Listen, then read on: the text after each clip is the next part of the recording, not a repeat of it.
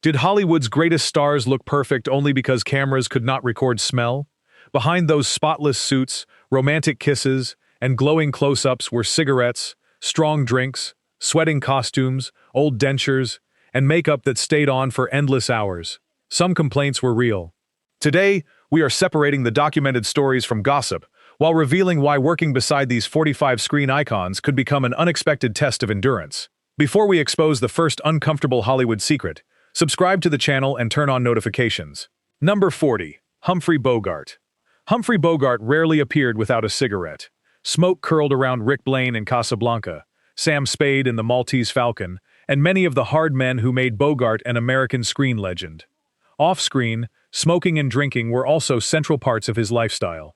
That meant his clothing, hair, dressing room, and breath would often carry tobacco. In an era when smoking was permitted almost everywhere, people did not always describe it as poor hygiene. Yet a romantic co-star standing inches away would experience something audiences could not detect.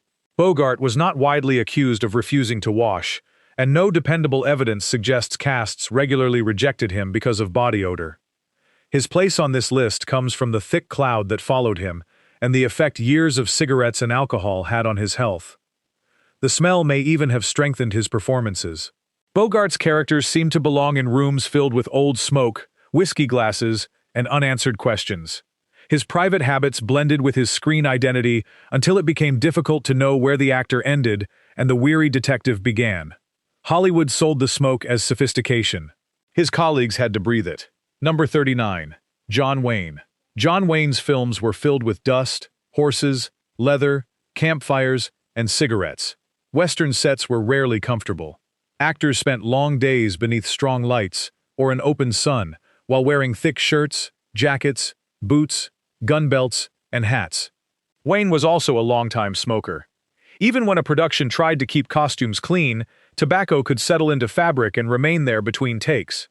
Combined with heat and physical scenes, that created the rough scent of a working Western set rather than the polished freshness suggested by publicity photographs.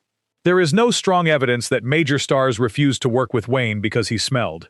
In fact, many actors returned for several films with him.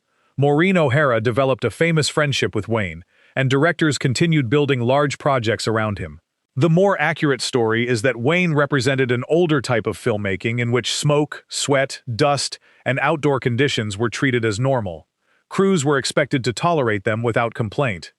When Wayne entered a saloon on screen, he looked as though he belonged there. Part of that realism may have followed him even after the director called cut. The Duke probably smelled less like expensive Hollywood cologne and more like tobacco, leather, and a very long day outside. Number 38. Groucho Marx. Groucho Marx's cigar was almost as famous as his painted eyebrows and quick insults. It functioned as a prop, a shield, a punctuation mark, and sometimes a weapon during his comic attacks. A cigar, however, does not disappear when the joke ends. The smoke settles into jackets, hair, curtains, furniture, and every person standing nearby. Groucho could remove the stage makeup, but the dressing room would still carry the heavy scent of tobacco. Co-stars working close to him had little choice but to accept it as part of the performance. There is no serious evidence that actors refused jobs because Groucho smelled. The Marx Brothers worked repeatedly with trusted performers, and Groucho remained active across film, radio, and television. But people who disliked cigar smoke would have found his presence difficult, especially during long rehearsals. His case also shows how standards have changed. During Hollywood's golden age, a cigar suggested confidence and success. Studios used tobacco to strengthen masculine characters, and few productions maintained smoke-free spaces. Modern viewers might see a workplace problem. Golden Age audiences saw Groucho preparing another perfect insult. The cigar made him instantly recognizable, even if the smell made everyone recognize that he had entered the room before they actually saw him. Number 37. George Burns. George Burns carried a cigar through nearly every stage of his career. It became so closely tied to his identity that a photograph of Burns without one could feel incomplete. He often used the cigar as a comic instrument, rather than constantly smoking every inch of it. Still, the scent would remain on his fingers, clothing, breath, and surroundings. Television studios and theaters were much less concerned about secondhand smoke, so performers simply continued working while the air grew heavier. Burns was not known as an unpleasant colleague. Quite the opposite. He enjoyed an extraordinarily long career and was remembered with affection by many entertainers. Therefore, saying that nobody wanted to work with him would be unfair. The discomfort came from the cigar, not from a reputation for avoiding baths. Burns also understood the marketing value of his habits. The cigar helped turn an ordinary-looking performer into an unforgettable character. Audiences saw a relaxed old showman who had already heard every joke and knew exactly when to deliver the final line. People beside him experienced the less glamorous side of that image. A cigar can create charm on camera while leaving a dressing room smelling stale for hours. Burns proved that in Hollywood, even an odor could become part of a successful brand. Number 36. Yul Brynner. Yul Brynner looked almost unreal on screen.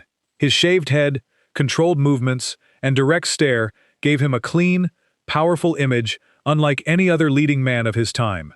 But Brynner was also a heavy smoker. Cigarettes followed him through much of his life, and eventually contributed to the illness that ended it. On a set, that habit meant smoke between scenes, tobacco on costumes, and breath that could not always be hidden by mints or makeup. There is no reliable evidence that his co-stars rejected him because of odor. Brynner repeatedly performed The King and I and worked successfully with large casts. His discipline and commanding stage presence made him valuable even when personal habits created discomfort. The contradiction remains striking. He looked polished enough to appear carved from stone, yet the air around him may have carried the same stale tobacco scent found in countless Golden Age dressing rooms. Late in life, Brynner recorded a strong warning against smoking. That message gave his familiar cigarette habit a tragic final meaning. The smoke that once blended easily into Hollywood glamour had caused lasting damage. His story reminds us that many supposed smelly star tales were not about people refusing basic cleanliness. They were about an industry that placed cigarettes in almost every hand and treated the resulting odor as completely normal. You have now heard only the first layer of Hollywood's hidden atmosphere. Subscribe to the channel, leave a comment with the most surprising name so far, and stay with us, because the strangest costume stories are still ahead. Number 35. Tallulah Bankhead. Tallulah Bankhead did almost nothing quietly. She spoke loudly, partied openly, and turned private behavior into public theater. Her deep voice became one of the most recognizable sounds of her generation, but it came with habits that would make a modern production manager nervous. Reports about Bankhead describe extraordinary levels of cigarette smoking and heavy drinking. Some accounts place her cigarette use above 100 per day, while doctors reportedly warned that her lifestyle was destroying her health. Even allowing for exaggeration, that amount of smoke would have followed her everywhere. Her hair, costumes, furniture, and dressing room would absorb it. Alcohol and perfume could add further layers, producing a scent as forceful as Bankhead's personality. During Lifeboat, she worked in a confined studio environment, designed to look like the open sea. The cast had little physical space, meaning any cigarette smoke, sweat, or perfume became everyone's problem. Yet Bankhead's fearless performance helped make the film a success. She was not avoided by everyone. Actors, writers, and socialites remained fascinated by her. But fascination is not the same as comfort. Working beside Tallulah meant entering a world where ordinary limits did not apply. Her reported odor was not caused by shyness or neglect. It was the atmosphere of a woman who lived as though every room were her private party, and everyone else had simply arrived as a guest. Number 34. Ava Gardner.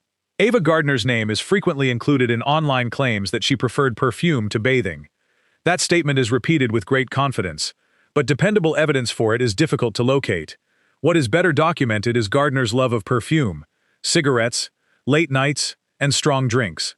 She was linked with several famous fragrances, and stories from her life describe a glamorous world of nightclubs, arguments, celebrations, and mornings that arrived far too early. Those habits could certainly create a powerful combination of tobacco, alcohol, cosmetics, and perfume. Yet that is not the same as proving she refused to wash. Gardner's beauty made the rumor especially attractive to gossip writers. The greater the contrast between her screen image and the alleged secret, the more attention the story received.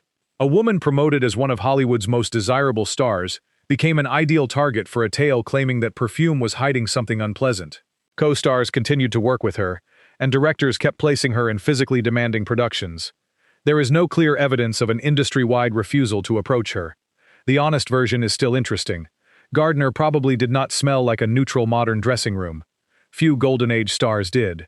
She moved through clouds of perfume and cigarette smoke, creating a dramatic scent that may have entered a room before the actress herself.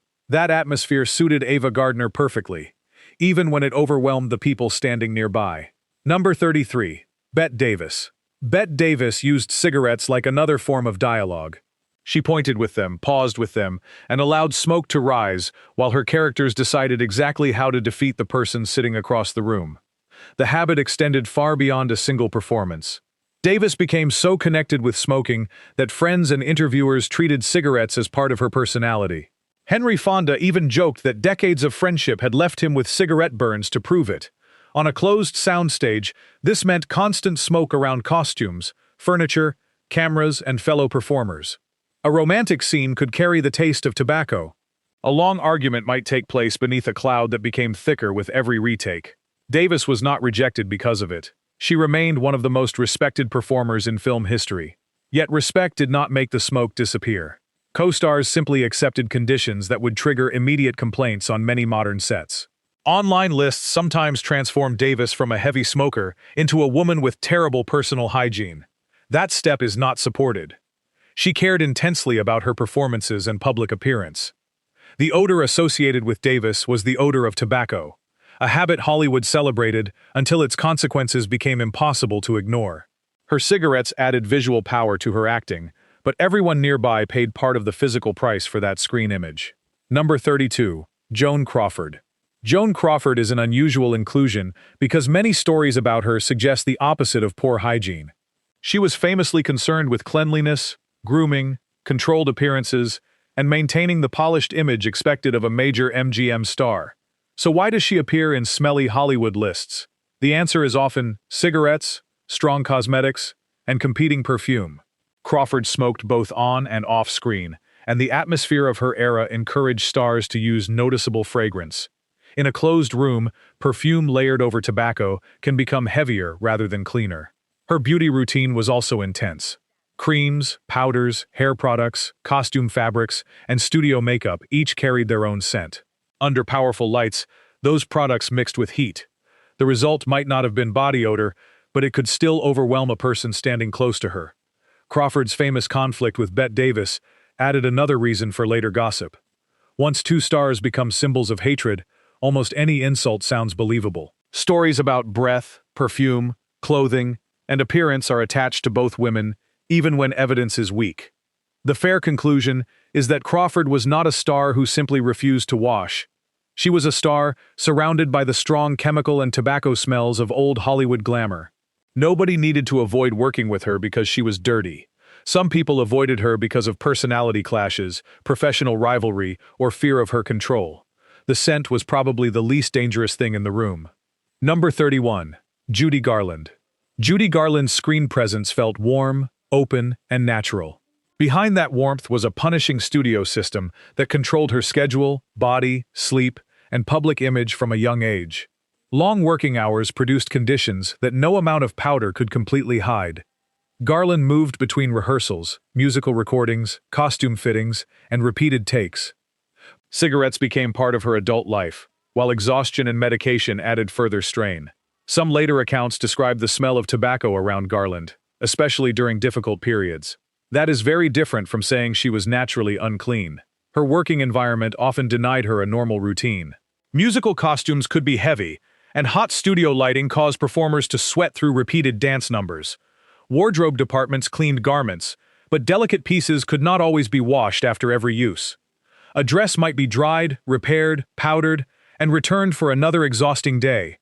Garland's colleagues did not universally reject her. Many loved her deeply and admired her enormous talent. The greater problem was unpredictability. As her health worsened, producers worried whether she could finish a performance, not whether they could tolerate standing beside her. The odor stories attached to Garland should therefore be understood as symptoms of pressure, smoke, and physical collapse. Hollywood demanded that she appear fresh, while giving her a life almost designed to make freshness impossible. The camera recorded the smile. It never recorded how difficult it had become to create it. Number 30. Dean Martin. Dean Martin made drinking and smoking look effortless. A glass rested in his hand. A cigarette appeared nearby, and his relaxed voice suggested that nothing in life was serious enough to interrupt a good evening. Part of that image was carefully performed. Martin was not always consuming as much alcohol as audiences assumed, and drinks used during shows could be less powerful than they appeared. The cigarette smoke, however, was real enough to remain in studios, nightclubs, costumes, and dressing rooms. People working close to Martin would have encountered tobacco and strong cologne rather than evidence that he never washed. Yet after hours beneath television lighting, even an elegant tuxedo could absorb the atmosphere of a crowded club. Martin's relaxed manner also encouraged rumors that he arrived careless or unprepared. In reality, he often possessed excellent timing and understood exactly how to make a polished performance look spontaneous. The smell associated with him was part of that illusion: smoke, a drink, stage makeup, and the faint heaviness of a room operating long after midnight. His colleagues continued working with him because the result was successful. Jerry Lewis built an entire partnership beside him, and the Rat Pack turned smoky rooms into part of its mythology. Martin was not a man everyone avoided. He was a man whose brand belonged to an era when smelling like cigarettes in a late-night bar could actually increase a performer's charm. Hollywood did not hide that atmosphere. It sold it as sophistication. Number 29. Frank Sinatra. Frank Sinatra's voice made smoke-filled rooms sound romantic. He sang about loneliness, city streets, closing time, and the final drink of the night. His image fit perfectly inside a club where cigarette smoke softened every light. Sinatra smoked for much of his life, and he also enjoyed strong fragrance and careful grooming. That combination created a scent very different from the unwashed star stories repeated online. Accounts of Sinatra's personal habits often describe a man who cared about clothing, bathing, and presentation. He wanted suits pressed correctly, shoes polished, and surroundings arranged to his liking. Claiming that he simply ignored hygiene would conflict with that controlled image. But a freshly washed man can still smell strongly of cigarettes, cologne, and alcohol. On film sets or recording sessions, Sinatra's smoke could settle into microphones, curtains, and clothing. During late-night gatherings, everyone nearby shared the same air. Those who disliked tobacco had limited power to complain to one of the most influential entertainers in America. His temper also made direct criticism risky. A crew member might move an ashtray closer, rather than ask Sinatra to stop. The result was a strange form of Golden Age glamour, carefully cleaned skin beneath a layer of smoke and expensive scent. Sinatra did not need to smell dirty to dominate a room. His fragrance announced control, while the tobacco reminded everyone that his personal rules were more important than theirs. Number 28. Richard Burton. Richard Burton possessed one of cinema's richest voices, but years of heavy drinking and smoking placed enormous pressure on both his health and professional relationships. People often focused on his stormy marriage to Elizabeth Taylor, yet crews also had to manage the practical consequences of his lifestyle. Alcohol could remain on his breath from the night before, cigarettes settled into costumes, and exhaustion made long shooting days more difficult. Burton was too talented to be casually dismissed. When prepared, he could deliver language with a force few actors could match. That ability encouraged producers to tolerate behavior that would have ended a less important career. Claims that nobody wanted to work with him are therefore overstated. Many respected performers appeared beside him repeatedly. However, collaborators sometimes feared which version of Burton would arrive: the disciplined stage actor or the exhausted celebrity emerging from another difficult night. The smell became part of that uncertainty. It was not merely an unpleasant detail. It could signal whether the day would proceed normally. Burton's romantic scenes also required close physical contact. Audiences saw luxury, passion, and expensive costumes. A co-star could encounter tobacco, strong drink, makeup, and the heat produced by heavy period clothing. His story demonstrates how Hollywood often protected valuable men. The camera was positioned carefully, the lighting remained flattering, and the production continued. Everyone close enough to notice the truth was expected to remain professional. Number 27. Peter O'Toole. Peter O'Toole's elegant face and sharp voice made him appear born for historical epics. His private reputation, however, was tied to nights of heavy drinking and unpredictable adventures with actors such as Richard Harris and Richard Burton. During the early years of his fame, drinking was treated as proof of masculine energy. Stories about ruined hotel rooms and impossible mornings became entertaining material for journalists, rather than warnings of serious danger. On a film set, the reality was less romantic. Alcohol remained on the breath, sleep disappeared from the face, and elaborate costumes trapped heat. Period clothing often involved several layers: leather pieces, boots, and wigs. Once filming began under strong lights, Sweat quickly joined the mixture. O'Toole's talent kept directors interested. David Lean's Lawrence of Arabia demanded extreme physical commitment, and the desert environment created dust, heat, and exhaustion for the entire company. Nobody emerged from those conditions smelling like a perfume advertisement. It would be inaccurate to claim O'Toole was rejected by the industry because of odor. His difficulties involved alcohol, reliability, health, and conflict rather than one simple hygiene complaint. Still, people working close to him encountered the human reality behind the beautiful image. O'Toole could look like a pale prince framed against the desert while carrying the scent of cigarettes, yesterday's celebration, horse equipment, and a costume that had already survived several punishing takes. The epic looked clean only from a distance. Number 26. Robert Mitchum. Robert Mitchum seemed completely uninterested in Hollywood approval. His heavy eyelids, loose posture, and quiet voice created the impression that he had just awakened and might leave the set whenever he became bored. That image encouraged hygiene rumors. Some stories describe Mitchum wearing old clothing, avoiding formal grooming, or bringing the smell of cigarettes and alcohol into close scenes. Yet many of these claims are difficult to separate from the personality he deliberately presented. Mitchum was a smoker, and his characters frequently inhabited bars, cheap rooms, isolated farms, and dangerous streets. He did not try to look polished when a role required roughness. His costumes were often designed to seem worn, dusty, or damp. Unlike actors whose studios protected an elegant romantic image, Mitchum benefited from appearing slightly dangerous. A perfectly fresh Mitchum might have seemed less convincing. He also possessed a reputation for remembering lines and working with less effort than his relaxed attitude suggested. That is why directors continued hiring him despite controversies. The claim that nobody wanted him nearby does not fit his long career. The likely truth is more ordinary. Mitchum sometimes smelled like the lifestyle he lived and the characters he played. Cigarettes, outdoor locations, old fabric, and the remains of a late evening. Instead of destroying his appeal, that atmosphere strengthened it. He was not Hollywood's spotless prince. He was the man waiting in the shadows, and shadows were never expected to smell like soap. Number 25. Montgomery Clift. Montgomery Clift entered Hollywood with striking beauty and serious theatrical training. He appeared sensitive, intelligent, and completely different from the louder leading men around him. As his private life became more painful, alcohol and other dependencies damaged his health. After his serious car accident, physical discomfort and emotional pressure grew worse. Productions had to work around changes in his appearance, concentration, and stamina. Accounts from his later career sometimes mention cigarette smoke, alcohol, and the signs of poor health surrounding him.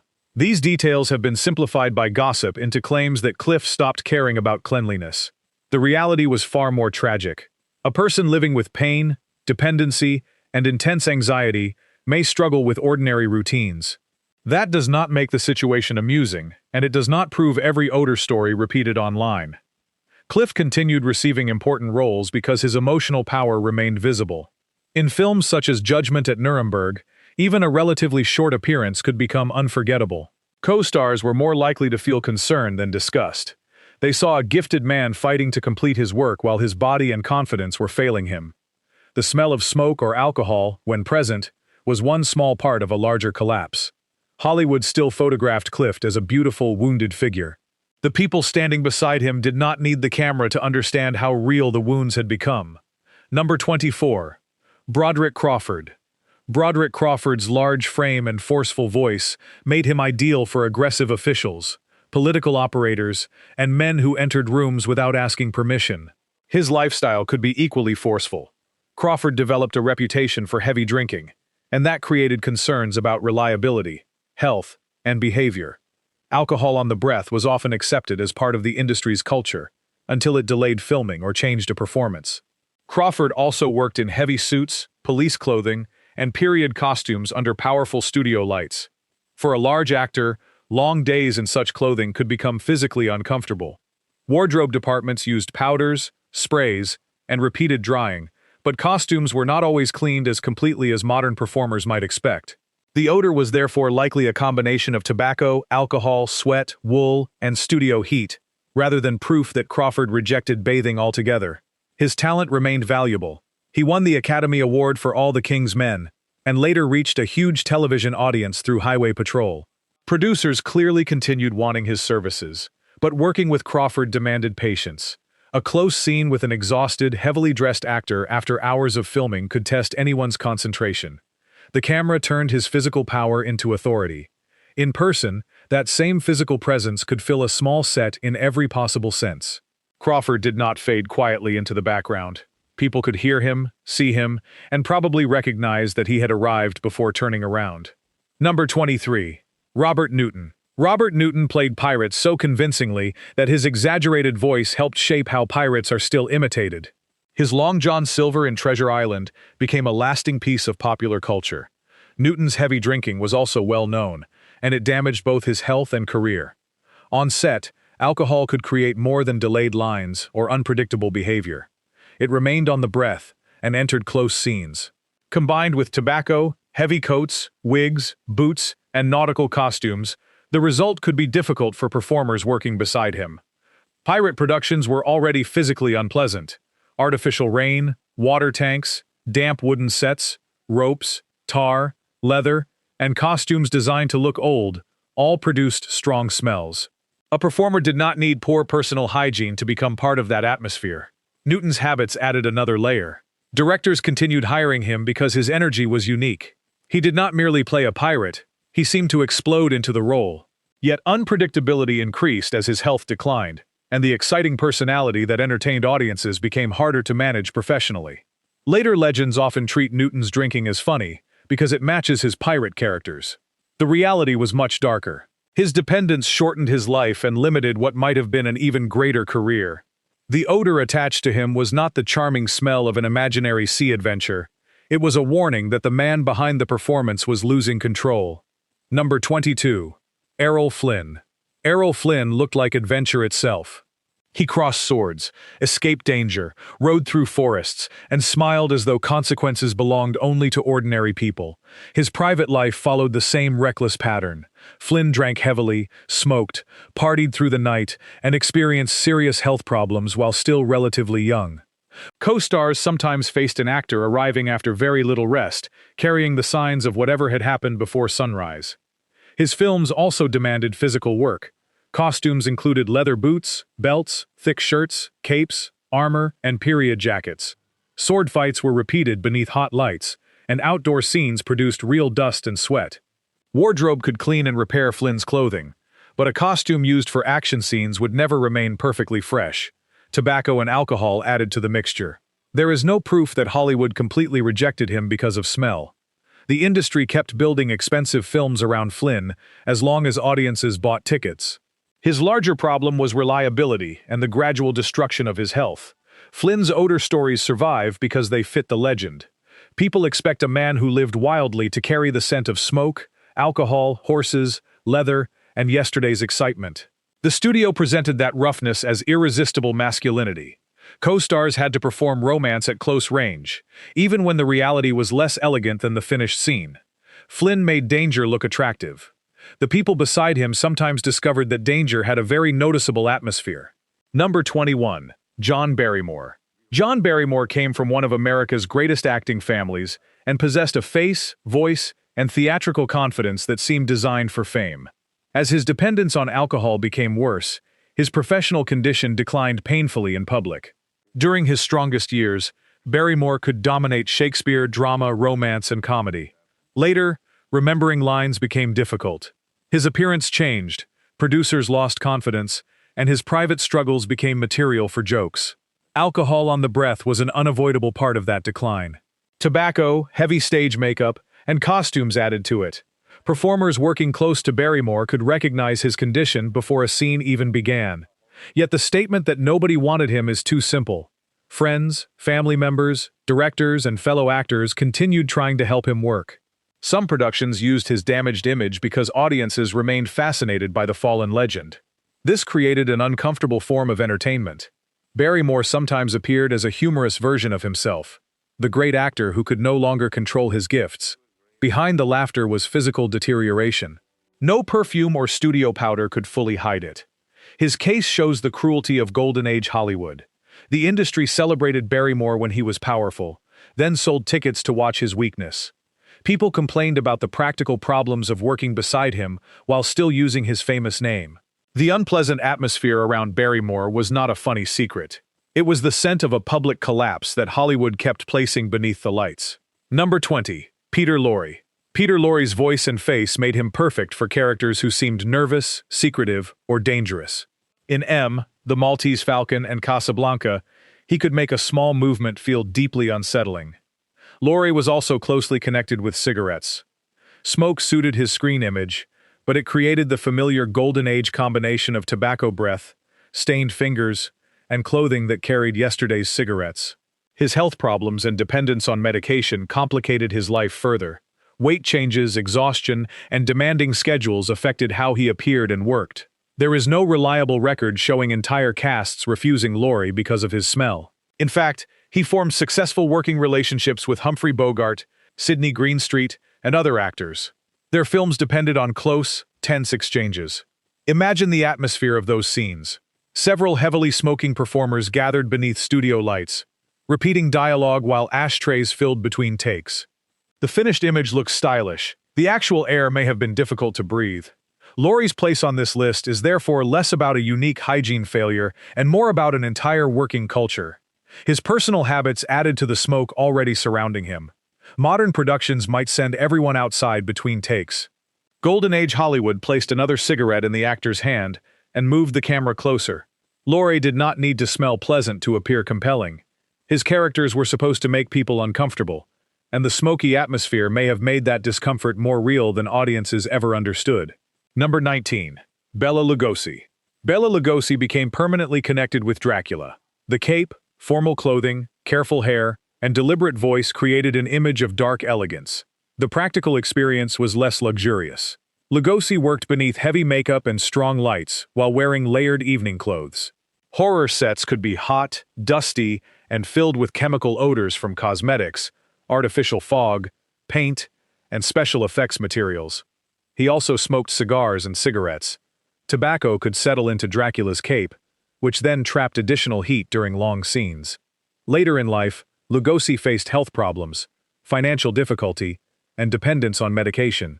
These struggles contributed to stories claiming he neglected himself. Some accounts may reflect genuine periods of decline, but others were enlarged after his death because the fallen Dracula narrative attracted attention.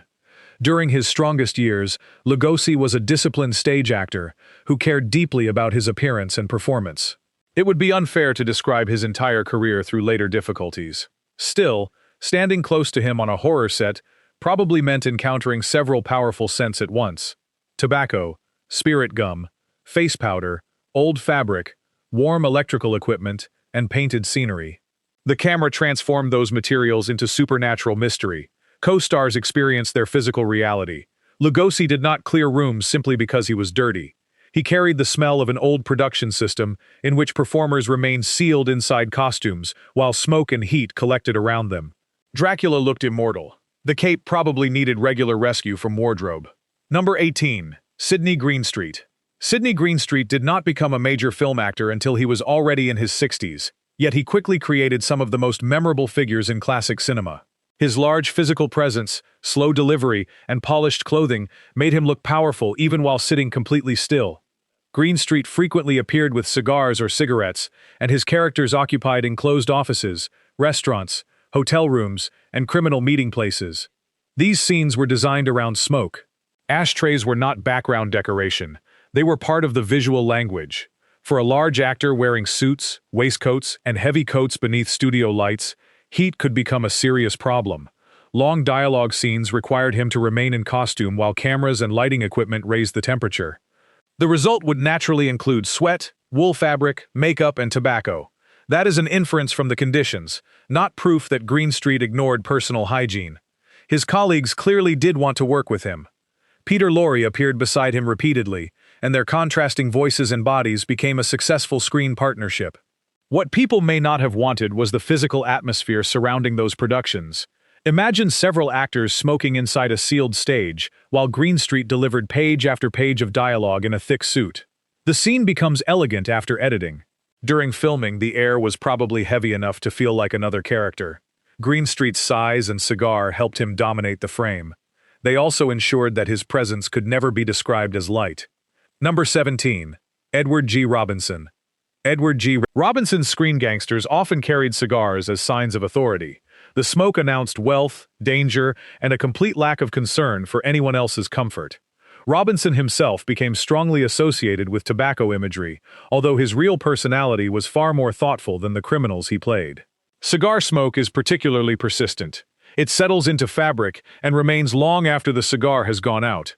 Robinson's suits, dressing room, and props could carry the smell from one scene into the next. His fast, forceful dialogue also required actors to stand close and respond with exact timing. A co-star could not simply move away without damaging the composition. There is no strong evidence that Robinson's hygiene caused professional rejection. He maintained a long career, earned respect from other performers, and possessed a serious interest in art and culture. The odor story is therefore about the tools used to create his screen identity. A cigar made Little Caesar look powerful, but the person acting opposite him had to inhale the result through every retake. The same was true across the industry. Tobacco companies and studios helped connect smoking with confidence, romance, and maturity. Actors became advertisements even when no product name appeared. Robinson's characters entered rooms and took control. The smoke physically spread through those rooms, proving the point before he spoke. Audiences remember the voice and expression. His colleagues also remembered the atmosphere required to create them. Number 16. Charles Coburn. Charles Coburn looked like the living symbol of an old-fashioned wealthy gentleman. His round face, formal suits, monocle, and confident voice allowed him to play judges, businessmen, fathers, and charming troublemakers. His screen world frequently included cigars. Like many character actors of his period, Coburn worked in thick formal clothing under lights that generated far more heat than modern equipment. Waistcoats, jackets, starched collars, and heavy trousers could remain in use throughout a long production day. Even with careful grooming, sweat and tobacco would collect in the fabric. Wardrobe crews brushed, aired, repaired, and treated costumes, but not every item could be washed daily without damaging its shape. No important evidence suggests actors refused to work with Coburn because of odor. His career remained active, and he won an Academy Award for The More the Merrier. His inclusion reveals how easily modern storytellers confuse the smell of a production with the hygiene of a performer. Coburn may have stepped onto the set clean. Hours later, the suit had absorbed makeup, heat, cigar smoke, and the atmosphere of every earlier take. Romantic leads could change into lighter clothing. Character actors dressed as powerful older men often remained trapped inside layers. Coburn's polished appearance hid the physical discomfort. He looked cool, controlled, and wealthy. The performer underneath the waistcoat was doing hard labor while trying not to show it. The monocle sparkled. The costume probably needed a long night beside an open wardrobe fan. Number 15. Charles Laughton. Charles Laughton's transformation into Quasimodo for The Hunchback of Notre Dame was one of the most physically punishing performances of the 1930s. Makeup covered much of his face with sponge rubber pieces, including a distorted eye. Laughton also insisted on wearing a heavy hump because he believed the weight would change the way he moved. Then the production encountered extreme heat. Accounts from Turner Classic Movies describe temperatures regularly climbing above 100 degrees, while Laughton worked beneath the full makeup and costume. Under those conditions, sweat was unavoidable. Sponge rubber, adhesive, fabric, and body heat remained pressed together for hours. Removing everything between short breaks would have been impossible because rebuilding the makeup took too much time. The smell surrounding Laughton was therefore not evidence of laziness. It was the cost of creating Quasimodo through old special effects methods. Other actors had to stand close, touch the costume, and perform emotional scenes, while Laughton endured intense discomfort. They may not have enjoyed the physical atmosphere, but few could deny his commitment. Modern prosthetics can also become hot, yet materials and cooling methods have improved. Laughton had far fewer protections. The finished film allows audiences to forget the human body inside the character. Quasimodo moves through stone towers as though he belongs there. In reality, Laughton was carrying a heavy artificial body through one of the hottest productions of his career. Any odor came from endurance, not neglect. Number 14. Boris Karloff. Boris Karloff's Frankenstein monster remains one of cinema's most recognizable creations, but achieving that appearance required a daily process that tested his entire body. Makeup sessions lasted for hours. A heavy costume, large boots, stiffened arms, and layers of material changed how Karloff walked. Some accounts place the weight of the complete costume near 50 pounds. After the makeup was completed, he still faced a full shooting day beneath hot lights. The materials used in early film makeup were not designed for comfort. Adhesives, cotton, collodion, grease paint, and other products remained against the skin. The costume trapped heat, while the boots forced Karloff to move unnaturally. Sweat collected beneath everything. Because removing the makeup would end filming for that day, he could not simply wash and start again between scenes. No one should interpret the resulting smell as poor personal hygiene. Karloff was respected as a gentle and professional performer. The odor belonged to the monster suit and the exhausting production method. Co-stars had to approach him for scenes involving fear, struggle, or physical contact. Their reactions were performances, but the weight, heat, chemicals, and damp fabric were real. Karloff suffered back problems connected with the physical demands, yet returned to the creature more than once. Hollywood gave the public a monster assembled from the dead. Behind the image was a living actor, slowly overheating inside makeup that could not breathe. The creature frightened audiences. The costume probably frightened the wardrobe department. Number 13. Lon Chaney. Lon Chaney earned the name the Man of a Thousand Faces by transforming himself with techniques that were often painful, restrictive, and physically dangerous. For the Phantom of the Opera, he reshaped his nose, altered his mouth, darkened his eye sockets, and created a face audiences had never seen before. For other characters, he used harnesses, false teeth, wigs, heavy clothing, and devices designed to change his body. These transformations occurred before modern breathable prosthetics and advanced skin-safe adhesives. Grease paint and theatrical materials had strong chemical scents. They mixed with sweat during long hours beneath studio lights. Chaney sometimes maintained uncomfortable physical positions because the illusion depended on them. A costume could not be removed whenever he became hot, and washing away the makeup meant rebuilding the entire character. The actors beside him therefore encountered something very different from the clean image of a modern digital creature. They were touching real fabric, makeup, metal supports, adhesive, and a performer working through pain. Chaney was not known as a careless professional. His willingness to suffer for a role made him valuable and admired. Any unpleasant odor came from the extraordinary equipment surrounding his body. The audience saw a ghost, criminal, clown, or deformed outcast. The cast saw Chaney arriving early to construct the transformation, and remaining trapped inside it until filming ended. His characters seemed to carry the smell of cellars, theaters, circuses, and forgotten rooms. In his case, the atmosphere was partly created by the very real materials used to build those faces. Number 12. Lon Chaney Jr. Lon Chaney Jr. inherited both a famous name and Hollywood's fascination with physical transformation. His best-known monster, the Wolfman, required thick facial hair, adhesive, grease paint, heavy clothing, and repeated hours in the makeup chair. Artificial hair attached directly to the face could become extremely uncomfortable beneath lights. Sweat weakened adhesive, meaning artists sometimes repaired the makeup while Chaney remained seated and partly transformed. The costume added further heat. Thick shirts, trousers, shoes, and layers designed for night scenes were worn inside studios that did not feel like cool, moonlit forests. Chaney also struggled with alcohol, which affected his health and professional reputation. On difficult days, the smell of drink and tobacco could mix with the makeup materials and damp costume. That combination may explain why later stories describe approaching him as an unpleasant experience. But it would still be misleading to blame everything on bathing habits. Monster actors performed inside equipment that almost guaranteed discomfort. They could not freshen themselves without destroying hours of technical work. Chaney continued appearing in horror films because his size and emotional sadness gave the creatures an unusual humanity. Colleagues understood that the man beneath the fur was doing demanding physical work. The Wolfman's appearance was supposed to suggest a wild animal. After several hours beneath hot lights, the costume may have created a smell close enough to complete the illusion. The camera needed makeup to show the transformation. Anyone standing nearby received an additional effect that the audience never experienced. Number 11. Frederick March. Frederick March played both the respectable doctor and his frightening second personality in Dr. Jekyll and Mr. Hyde. The transformation depended on complicated makeup, lighting, filters, and careful changes in his physical behavior. The Hyde makeup covered March with hair, altered facial pieces, false teeth, and heavy cosmetic products. Each element added heat and restricted normal movement. Because the film required repeated changes between the two identities, the makeup department faced enormous pressure. March could not simply remove everything for comfort whenever the set became warm. The materials carried their own scents: spirit gum, grease paint, hair products, and cleaning chemicals mixed with sweat as the day continued. False teeth could also make speaking and breathing less comfortable.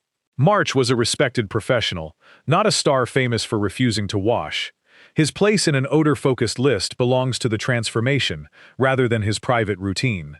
Co-stars performing close scenes with Hyde faced an actor wearing layers designed to look primitive, unhealthy, and frightening. The makeup had to survive strong expressions and sudden movements, so it was secured firmly. The finished performance remains powerful because March seems to change from within. Yet much of that power came from technical discomfort he could not hide. Hyde looked as though he had emerged from the darkest part of the city. By the end of a long shooting day, the makeup and costume may have carried enough heat and chemical scent to make that impression painfully convincing. Number 10. Glenn Strange.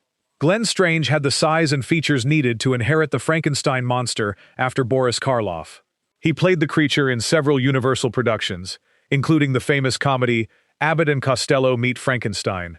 The role brought the same basic problems Karloff had faced: heavy boots, dark layered clothing, stiff movement, facial appliances, and long periods beneath studio lights.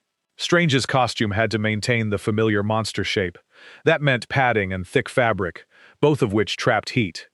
Between takes, he could sit and rest, but removing the complete outfit would slow production. Sweat soaked into material that might be worn again the next day after being dried and treated, rather than completely washed. Costume departments worked hard, yet monster clothing was complicated and easily damaged. The smell came from the suit, makeup, and production schedule, not evidence that Strange ignored personal cleanliness. Comedy made the situation even harder. While Abbott and Costello moved quickly through energetic scenes, Strange had to remain physically controlled and visually threatening inside the heavy equipment. Co-stars could laugh once the camera stopped, but the working conditions remained serious. A person standing close to the monster encountered adhesive, grease paint, warmed fabric, and the effort of a large actor trying not to overheat. Strange helped make Frankenstein recognizable to a younger audience. He also proved that playing an apparently slow creature could be exhausting work. The monster walked carefully. Inside the costume, the actor was probably counting every minute until it could finally be removed. Number 9. Roddy McDowall. Roddy McDowall's transformation into Cornelius for Planet of the Apes represented a major advancement in screen makeup. The facial pieces allowed more expression than older masks, helping McDowall create a character rather than a simple creature. But improved movement did not mean comfort. The ape makeup could be worn for as long as 14 hours. It involved rubber appliances, hair, adhesive, teeth, and detailed paint. During outdoor filming, the actors also faced intense heat. McDowall had to eat carefully, speak through the pieces, and protect the makeup between takes. Removing it early would waste hours of work and delay the schedule. Heat accumulated beneath the appliances. Sweat, adhesive, rubber, makeup remover, and artificial hair produced a strong technical atmosphere around the performers. Costumes added another layer, especially during action scenes. People working beside McDowall were not avoiding a man with poor hygiene. They were approaching a performer sealed inside a highly complex artificial face. McDowall remained enthusiastic about the series and returned to ape roles several times. His ability to express intelligence and kindness through the makeup became essential to the franchise. The irony is wonderful. Cornelius looked clean, thoughtful, and civilized compared with many of the human characters. Behind the illusion, McDowall was enduring one of the hottest and most physically restrictive jobs on the set. The audience saw a believable ape society. The cast smelled rubber, adhesive, warm hair, and the result of 14 hours without being able to wash the character away. Number 8. Charlton Heston. Charlton Heston did not wear complete ape makeup in Planet of the Apes, but that did not protect him from the production's difficult atmosphere. He spent much of the film running, fighting, falling, and struggling across dusty outdoor locations. His costume became torn and dirty as the story progressed, matching a character treated like a captured animal. The actors around him wore heavy ape appliances and costumes, sometimes for extremely long periods. Heston worked face-to-face with rubber, adhesive, artificial hair, sweat, and makeup chemicals while performing scenes of fear and anger. His own body was covered with dust, theatrical dirt, and perspiration. Washing everything away between takes would destroy visual continuity. If a shirt looked dirty in one shot, it needed to remain equally dirty in the next. That is why film costumes can develop odors even when performers bathe normally. The actor returns clean, then puts yesterday's distressed clothing back on. Heston's reputation was not built around poor personal hygiene. He appeared disciplined and physically prepared, qualities necessary for biblical epics and action films. The smell associated with this production belonged to the whole set. It was a mixture of hot earth, costumes, animals, rubber appliances, and bodies working beneath the sun. The final film presents a hostile planet where comfort has disappeared. The cast did not need much imagination to understand that discomfort. Heston's famous final scream may have been directed at humanity's failures, but after weeks of dust and ape makeup, everyone probably understood the desire for fresh ocean air. Number 7. Toshiro Mifune. Toshiro Mifune brought extraordinary physical energy to Seven Samurai. His character, Kikuchiyo, runs, shouts, falls into mud, carries weapons, and behaves with the unpredictable force of a man desperate to prove he belongs. Director Akira Kurosawa filmed under demanding conditions and used real weather, mud, and outdoor locations to create authenticity. The actors wore period clothing designed to look worn by poverty, work, and war. Such costumes could not appear freshly cleaned. Fabric was distressed, dirtied, soaked, dried, and used again while continuity remained essential. Mifune's physical performance increased the problem. He threw his whole body into scenes, generating real sweat beneath layers of rough clothing and armor pieces. No dependable account suggests collaborators rejected Mifune because he personally refused to wash. His discipline and creative partnership with Kurosawa produced some of cinema's greatest performances. The odor belonged to realism. A village preparing for attack should not look or feel like a clean studio. Mud stuck to clothing, rain entered fabric, horses and equipment filled the locations, and large groups of performers worked together in difficult weather. Anyone standing close to Kikuchiyo would encounter a costume that had survived the same fictional hardship as the character. Audiences praise Mifune because he seems completely alive. That life came from rejecting safe, polished movement. He rolled through the physical world of the film until the dirt no longer looked artificial. In this case, smelling unpleasant may have meant the production was achieving exactly what Kurosawa wanted. Number 6. Alec Guinness.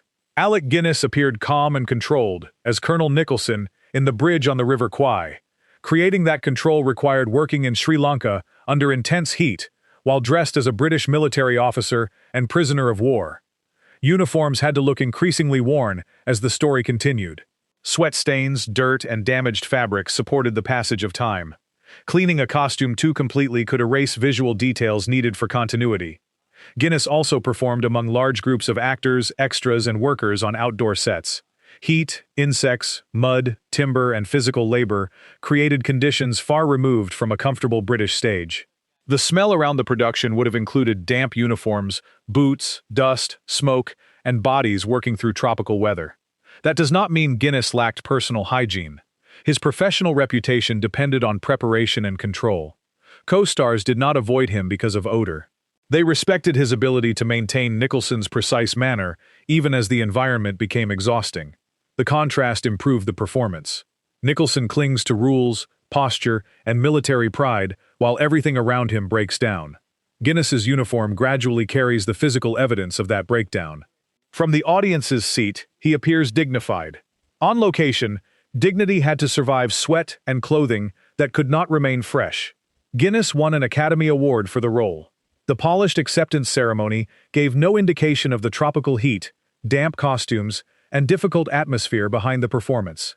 The bridge became a monument to obsession. The uniforms became quiet records of what the cast endured while building it. Number 5. William Holden. William Holden shared the same punishing environment in The Bridge on the River Kwai, but his character moved through it differently. Shears is less formal than Nicholson, yet he still faces jungle heat, water, mud, insects, and exhausting physical action. Holden was one of Hollywood's most attractive leading men. Audiences were accustomed to seeing him in clean shirts, controlled lighting, and carefully arranged close-ups. The jungle removed much of that protection. His costume needed to show sweat and wear. Repeated action scenes meant entering water, moving through vegetation, and continuing in clothing that might remain damp for long periods. Damp fabric quickly develops a smell, especially in tropical heat. Wardrobe crews could dry and treat clothing, but matching the exact appearance between shots remained more important than making every item feel newly washed. Holden also smoked and drank, habits common in his generation. Those odors could join the location's natural atmosphere. No one claims his entire career was damaged by hygiene. Directors continued treating him as a major star, and his professional relationships produced several classics. What changed on River Kwai was the illusion of effortless glamour. Holden could not escape the physical world around him. His sweat was not a studio effect painted carefully beneath perfect hair. It came from working in difficult conditions. The audience sees a handsome survivor moving through danger. The performers beside him encountered wet clothing, smoke, mud, and a man completing another demanding take. Number 5 is not a scandal about refusing soap. It is proof that authentic adventure rarely smells adventurous in real life. Number 4. Kirk Douglas. Kirk Douglas threw himself into physically demanding roles. In The Vikings, he wore armor, leather, fur, boots, and rough period clothing, while performing fights, climbing, rowing, and moving through outdoor locations.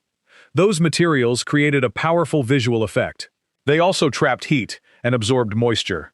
Leather cannot simply be placed in an ordinary washing machine after every scene. Fur, metal pieces, belts, and distressed fabric require careful treatment. Once sweat enters them, the smell can remain even after the surface appears ready for filming. Douglas's intense style made the problem greater. He did not play warriors gently. He moved with aggression and expected the camera to capture real physical energy. The production also involved ships, water, animals, mud, and large groups of extras. Every element added another scent to the environment. Douglas was not known as a performer people rejected because he refused to bathe. His long career and repeated collaborations show the opposite. The odor came from the work and the type of realism audiences expected from an epic. A clean modern costume might look artificial in a brutal medieval world. Wardrobe teams deliberately aged clothing, removed brightness, and made every surface seem used. By the end of a long day, the actors no longer needed to pretend that the equipment felt heavy. Douglas looked powerful because he appeared comfortable inside the world of the film. In reality, the armor pinched, the fur heated, and the leather remembered every earlier battle. Nobody wanted to stand downwind, but everybody wanted the scene to work. Number 3. Anthony Quinn. Anthony Quinn often played men connected with physical landscapes. Deserts, villages, docks, mountains, and places where polished clothing would have looked dishonest. In Zorba the Greek, his performance depends on movement, earth, sweat, food, work, and emotional freedom. Zorba is not presented as a carefully scented gentleman. He seems to carry the entire life of the village on his clothes. Location filming helped create that realism. Dust and heat entered costumes naturally. Quinn's energetic performance meant dancing, walking, working, and repeating actions while the camera searched for the correct emotion. The clothing had to maintain continuity. If dust covered a shirt in one shot, wardrobe could not return with a perfectly clean shirt for the next angle. Quinn's larger-than-life presence also encouraged people to describe him in physical terms. He seemed loud even when silent, and powerful even while standing still. Later stories sometimes turn that earthiness into claims of bad personal hygiene. There is little evidence that actors rejected him for smelling unpleasant. He worked internationally with major directors and performers for decades. The stronger truth is that Quinn refused to make difficult characters look too clean. He understood that clothing, posture, hair, and sweat tell part of the story. People beside him may have smelled dust, tobacco, warm fabric, and a costume repeatedly returned to the same harsh location. The audience experienced freedom when Zorba danced. The crew experienced another long take beneath the sun. Quinn's physical realism made the performance unforgettable. Freshly pressed clothing and a cloud of modern body spray would probably have ruined it. Number 2. Victor Mature. Victor Mature became famous through biblical adventures, historical spectacles, crime films, and stories requiring a broad chest beneath armor, robes, or rough clothing. His screen image looked smooth and heroic.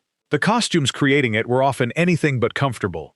Biblical productions involved sandals, leather straps, metal pieces, wool, artificial hair, body makeup, dust, and large outdoor sets. Actors spent hours beneath sunlight or studio lamps while surrounded by extras and animals. Body makeup added another challenge. It could not be washed away whenever the actor began sweating, because every close-up needed the same skin tone and texture. Artists repaired the surface between takes, while the performer remained in costume. Mature's clothing might be deliberately distressed to suggest travel, imprisonment, combat, or life in an ancient city. Once dirt and sweat became part of the approved appearance, wardrobe had to preserve them. There is no strong evidence that Mature's colleagues rejected him because of his natural smell. He was a popular star whose relaxed humor often contrasted with the serious heroes he played. But the physical atmosphere of his productions could be overwhelming. A romantic partner standing close did not encounter the fresh hero shown on the poster. She encountered makeup, leather, warm fabric, dust, and hours of difficult work. Mature once seemed almost embarrassed by being treated as a serious actor. Yet his body performed jobs that were physically demanding, even when critics dismissed the films. The ancient world looked impressive in widescreen. Up close, it probably smelled like horses, adhesive, hot sandals, and a costume department fighting a losing battle. Number 1. Orson Welles. Orson Welles lived on an enormous scale. His voice filled theaters. His ideas overwhelmed producers. And his physical presence grew more imposing as his life continued. Accounts of Welles describe heavy eating, drinking, smoking, late hours, constant travel, and health problems. Those habits naturally encouraged rumors about hygiene and body odor. Yet the most dramatic versions should be treated carefully. Welles moved between hotels, restaurants, theaters, studios, and unfinished productions. A tired man surrounded by cigar smoke and wearing heavy clothing could develop a powerful scent without literally refusing every bath. His costumes also mattered. Welles played kings, criminals, magicians, corrupt officials, and historical figures.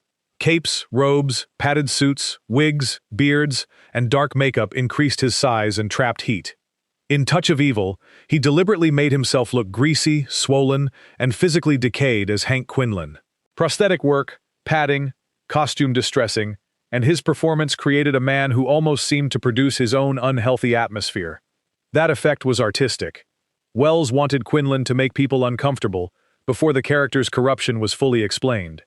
Some collaborators found Welles difficult because of control, money, unfinished projects, and unpredictable decisions. Reducing those conflicts to smell would miss the real story.